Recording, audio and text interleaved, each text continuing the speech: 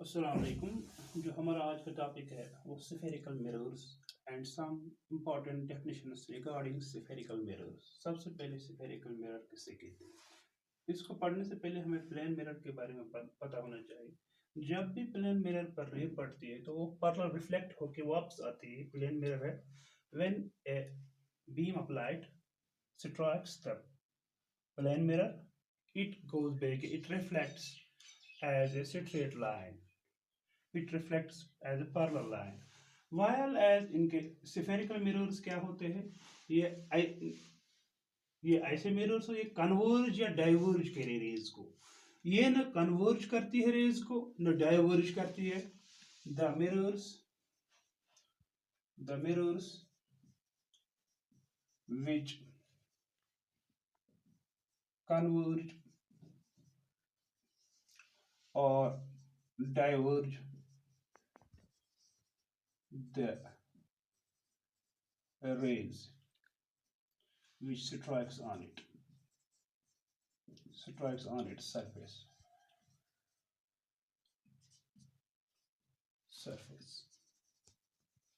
यहाँ पर दो लफ्ज हमें, एक तो कन्वर्ज है, दूसरा है डाइवर्ज। कन्वर्ज का लफ्जी माना होता है converge, come closer, come together या कम क्लोजर। डाइवर्ज जो होता है, डाइवर्ज डिपार्ट, मेक अपार्ट,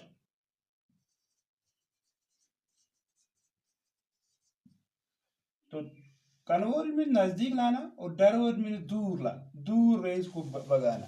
तो ऐसे मिरर्स को जो रेज को कन्वर्ज करे या डाइवर्ज करे उनको हम स्फेरिकल मिरर्स कहते हैं। स्फेरिकल मिरर की और एक डेफिनेशन भी है।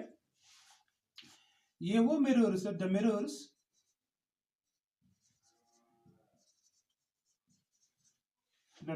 whose reflecting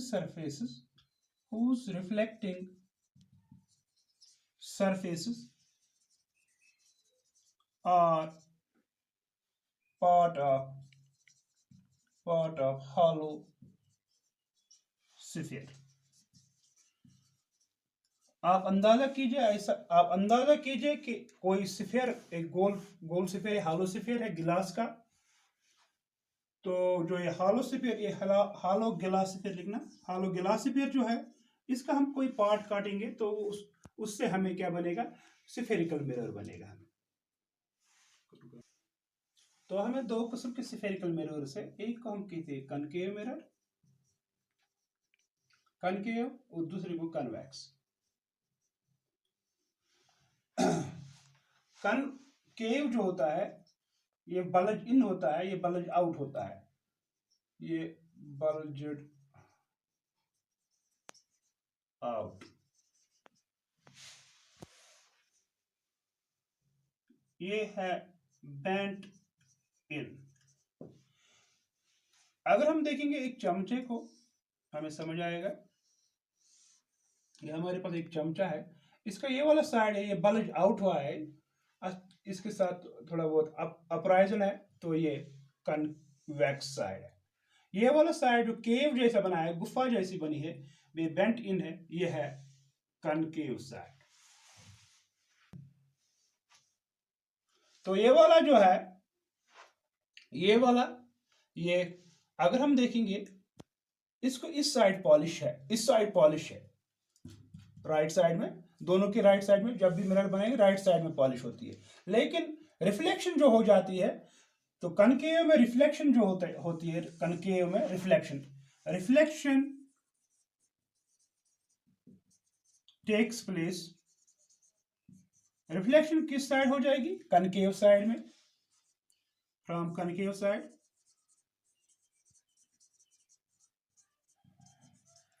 ये वाला जो है, इसमें रिफ्लेक्शन जो है ऊंचाई वाला, यानी वैक्स side, reflection takes place from convex side. जिस साइड रिफ्लेक्शन होती है वही नाम दिया गया है। इस तरह सपोज ये हो गई रिफ्लेक्शन, इसको कनकेव साइड से रिफ्लेक्शन हो गई, और इसको जो रिफ्लेक्शन हो गई वो कन्वेक्स साइड से। और पॉलिश्ड सरफेस कौन है इसमें? पॉलिश्ड सरफेस जो है, पॉलिश्ड सरफेस वो अपोजिट है इसका, ये वाला कन्वेक्स। कन्वेक्स इसमें पॉलिश्ड है। इसमें जो पॉलिश्ड सरफेस है, पॉलिश्ड सरफेस वो है कनकेव। और ये दोनों जो कनकेव और कन्वेक्स मिरर या स्फेरिकल जो मिरर्स है, ये आर्क शेप्ड है, आर्क जैसे बनाते हैं हम, कंपास से बना सकते हैं अपनी काई पर। तो इनको कहते हैं, फिर इनको जब आर्क जैसे, इनको कर्व जैसे है तो कर्व लाइक भी, यानी कर्व्ड मिरर्स भी कहते हैं इनको, और एक नाम। Some important definitions regarding spherical mirrors। तो कुछ इंपॉर्टेंट डेफिनेशन इसके रिगार्डिंग। तो सबसे पहले जो है centre of curvature. Centre of curvature क्या होता है? जैसे हम यहाँ स्फीयर बनाया, तो इसका जो सेंटर था, सपोज ये एक स्फीयर है, जो इसका सेंटर है, इसके सेंटर को हम कहते हैं सेंटर ऑफ कर्वेचर। असल में स्फीयर था। The centre of a hollow sphere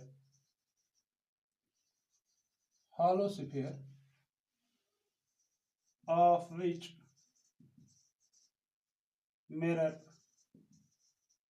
spherical mirror is a part.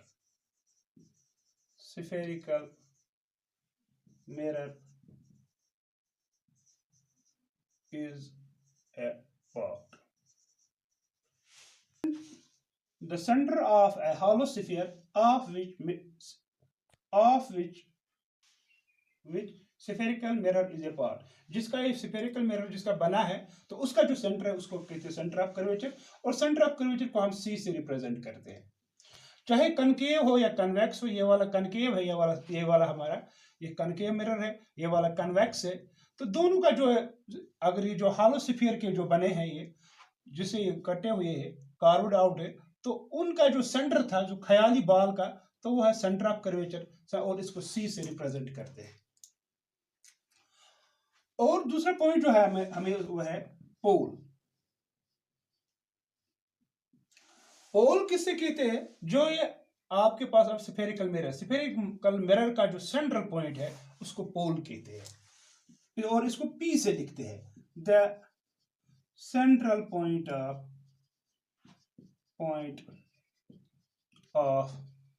Spherical mirror.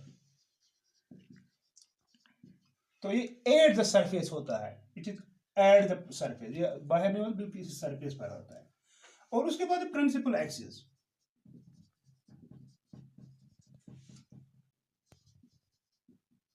Principal axis, axis means line, principal means बड़ी लाइन, या जो सबसे बड़ी लाइन यहाँ आती है जिस पर रूल हम बनाते हैं यहाँ पर, तो इसको हम एक्स वाई से डिनोट करते हैं। ये प्रिंसिपल एक्सिस क्या होती है? एक लाइन जो पास हो जाए पोल और सेंटर ऑफ कर्वेचर से, a line which passes through the pole and center of curvature is called principal axis.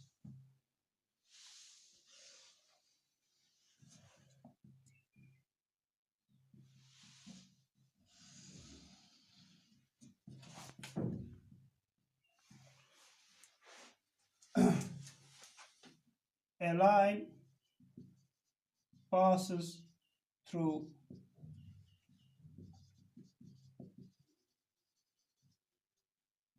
principal axis, center of curvature, C मैंने शॉर्ट में लिखा, C center of curvature and pole is called principal axis. It is denoted by XY and it is perpendicular. ये perpendicular होती है, 90 degree पर होती है, 90 degree पर होती है पोल पर। उसके बाद हमें radius of curvature. Radius of curvature क्या होता है? इसको आर से हम लिखते हैं। जो ये स्फीयर है, स्फीयर का जो जिससे ये कनकेव कन्वेक्स मिरर बनाया गया, उसका जो रेडियस है, सी से पी तक जो डिस्टेंस है, उसी को हम कहते हैं radius of curvature. The radius of hollow sphere, hollow sphere का ये रेडियस है, ऑफ विच spherical mirror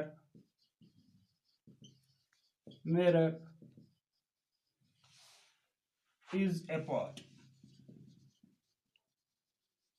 और रेडियस ऑफ कर्वेचर जो होता है हम कह सकते हैं ये, अगर ये एक्स वाई था टोटल तो सी से पी तक ये है सी पी, लेकिन इसको डिनोट करते हैं आर से। एपर्चर, एपर्चर क्या होता है, जो टोटल लेंथ होती है या टोटल सरफेस एरिया होता है इस मिरर का, कनकेव या स्फेरिकल मिरर का, कनकेव हो या कन्वेक्स हो, उसको हम एपर्चर कहते हैं।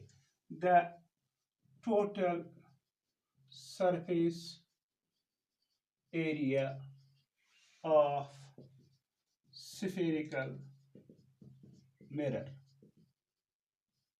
where reflection occurs। और इसको डिनोट करते हैं एम डैश से। उसके बाद हमारे पास है प्रिंसिपल फोकस। प्रिंसिपल फोकस को इन्होंने ऐसे डिफाइन नहीं किया है और इसको कैपिटल एफ से लिखते हैं। प्रिंसिपल फोकस इसको हम एफ से लिखते हैं।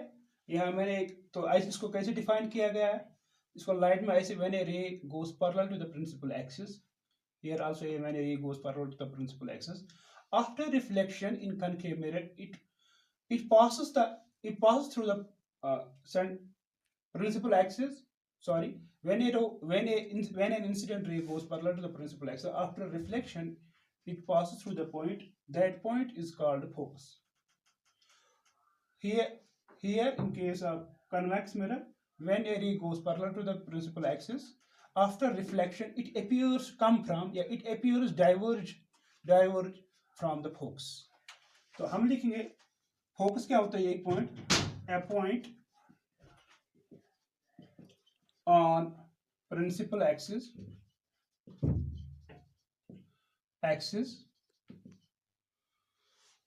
a point on principal axis where a parallel beam strikes, where a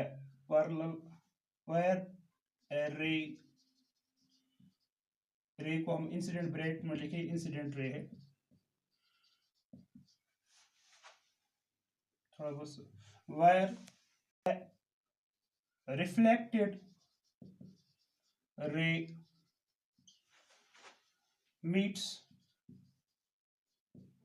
or appears to diverge। meets जो है कन्वर्ज से मतलब यहाँ पर है, मीट का मतलब यहाँ कन्वर्ज होता है वहां पर ये, और appears diverge, या लगती है वहां से आ रही है। तो यहाँ पर कनकेव में ये वहां से इस पॉइंट से स्ट्राइक करती है, सच्ची में इस पॉइंट को काटती है, लेकिन इस यहाँ पर जो कन्वेक्स है वहां से लगता है ये आ रही है, और इसको हम डिनोट करते हैं कैपिटल एफ से। तो उसके बाद हमारे पास है फोकल लेंथ। और एक पॉइंट में भूल गए, जबकि कनकेव मिरर में ये इन फ्रंट में होता है एफ, और सी भी इन फ्रंट में होता है, जबकि इसके बिहाइंड होता है, मिरर के बिहाइंड, कन्वेक्स मिरर में एफ और सी बिहाइंड होता है, बिहाइंड द मिरर। तो फोकल लेंथ को हम स्मॉल एफ से लिखते हैं, बहुत आसान है। जो हम फोकस से पोल तक जो डिस्टेंस है उसको हम फोकल लेंथ कहते हैं, इसको हम स्मॉल एफ से डिनोट करते हैं। Distance between pole and capital F in a focus. तो जो फोकल लेंथ हो या जो भी है लेंथ जब भी आएगा तो इनको मीटर्स में हम डिनोट करते हैं। हमें